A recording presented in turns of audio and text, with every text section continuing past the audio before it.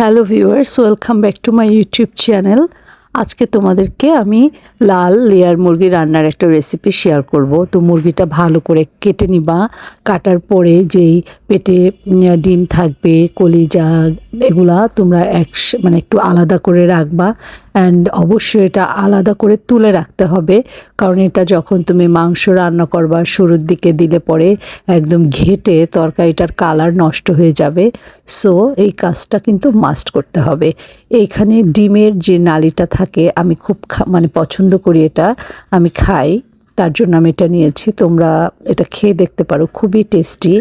আর যারা বাদ দাও তারা বাদ দিতে পারো, সমস্যা নাই। তো যত ভেতরের অর্গানগুলো আছে এগুলো কিন্তু তোমরা একটা বাটিতে করে এভাবে আলাদা তুলে রাখবা। বন্ধুরা, রেসিপিস বাই সীমা এই ছোট্ট চ্যানেলটিতে সবাইকে ওয়েলকাম জানাচ্ছি। মাংসটা কেটে পানিটা ঝরিয়ে দিবা। ভালো করে পানিটা ঝরিয়ে নিলে তোমার কষানোর সময় অনেক পানি বের হয় না।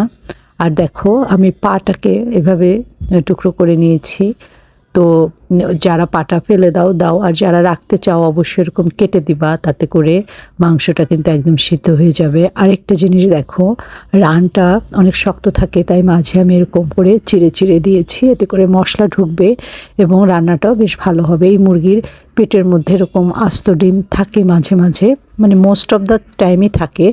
সো বড় ডিমটাকে অবশ্যই তুলে রাখবা। রান্নায় চলে আসছি। কড়াইয়ের মধ্যে আমি মাংসগুলো দিয়ে দিয়েছি। এর মধ্যে হলুদের গুঁড়া, মরিচের গুঁড়া, লবণ, জিরা ধনিয়ার গুঁড়া, তেজপাতা, গরম মশলা, সব মানে যা যা লাগে গুঁড়া মশলা সব দিলাম, তেজপাতা সব কিছু দিয়ে তেল দিলাম, একটু সরিষার তেল এবং সয়াবিন তেল আমি মিলিয়ে দিয়েছি। তারপরে এবার আমি এটাকে ভালো করে হাত দিয়ে মেখে নিচ্ছি।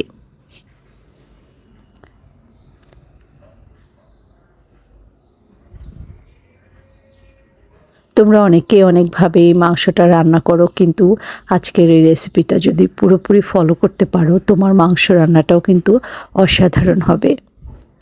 এবার আমি পেঁয়াজ কুচি, আদা এবং রসুন বাটাও দিয়ে দিলাম। তোমরা মাংসের কোয়ান্টিটি বুঝে অল্প অল্প করে অ্যাড করবা মানে মশলাগুলা।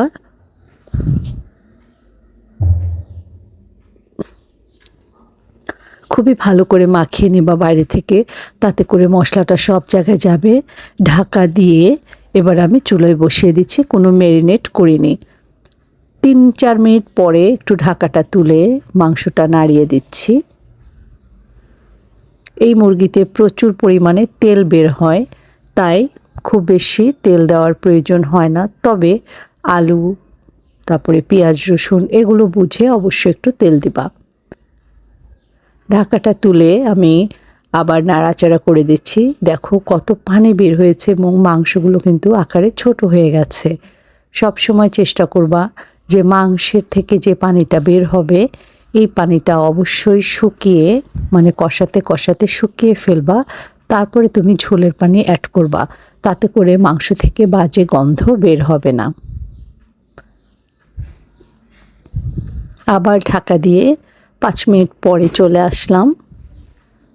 ইতিমধ্যে কিন্তু পানিটা প্রায় শুকিয়ে গেছে, তারপরেও কিন্তু এটা ভালো করে কষাতে হবে। এই মাংসটা কিন্তু তোমরা চাইলে প্রেসার কুকারও রান্না করতে পারো। সেক্ষেত্রে এভাবে কড়াইয়ে ভালো করে কষিয়ে তারপরে প্রেসার কুকারের মধ্যে আলু আর মাংস দিয়ে অল্প পানি দিয়ে 2-3টা হুইসেল দিয়ে নামালে কিন্তু হয়ে যাবে। যেহেতু কড়াইয়ে রান্না করছি তাই বারবার ঢাকনা তুলে তুলে আমাকে নাড়াচাড়া করতে হচ্ছে। আমি 3-4 মিনিট পর পর ঢাকনাটা তুলে নাড়াচাড়া করছি, কারণ নিচে যদি তরকারিটা লেগে যায় তাহলে তরকারির কালারটা নষ্ট হয়ে যাবে। আমার মাংসটার পানিটা একদম শুকিয়ে গিয়েছিল, তেলটা ছেড়ে দিয়েছে। তারপরে আমি 1 কাপ পানি অ্যাড করেছি। আর দেখো পানিটা দেওয়ার পরে কিন্তু যেই তেলটা ছেড়ে দিয়েছিল ওটা উপরে ভেসে উঠেছে এবং দেখতে ভালো লাগছে। ঢাকা দিয়ে আরও প্রায় 5 মিনিট রান্না করলাম। এবার কিন্তু মাংসটা নিচে ফুটছে, যেহেতু এটার মধ্যে আর এক্সট্রা কোনো পানি নাই, এজন্য আমি আলুটা দিলাম। মাংসটা কষাতে কষাতে যখন ফুটতে শুরু করবে তোমরা নিজেরাই বুঝতে পারবা, চটচট করে একটা আওয়াজ হবে। তো তো আমি আলুটা দিয়ে এবার আরেকটু কিছু সময় মাংসটা কষাবো, যাতে আলুটাও কষানো হয়ে যায় ওই মাংসের তেলের মধ্যে। খুবই সুন্দর একটা স্মেল এখন বের হয়েছে। আমি এর মাঝখানে একটু ফাঁকা করে নিচ্ছি, কারণ ডিম, তারপরে ডিমের নাড়ি, কলিজা এগুলো তো রয়ে গেছে। তাই এরকম ফাঁকা করলে এর মাঝখানে যে মশলাটা বের হলো, তেলটা বের হলো, ঠিক এইখানে আমি ওগুলো দিয়ে দিলাম। কোনো নাড়াচাড়া করবেন না, তাহলে কিন্তু ঘেটে যাবে। ফিরে এলাম 4-5 মিনিট পরে। দেখুন এটা কিন্তু বেশ শক্ত শক্ত হয়ে গেছে। আমি একটু দেখাই, ডিমগুলো একেবারে শক্ত হয়ে গেছে।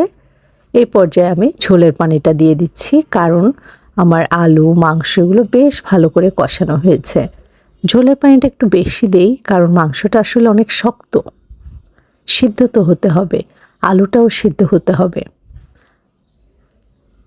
ব্যাস, দেখুন তরকারির কালারটা দেখে মনে হচ্ছে না যে খুব সুন্দর হবে? আসলেই মাংসটা অনেক স্বাদ হয়েছিল।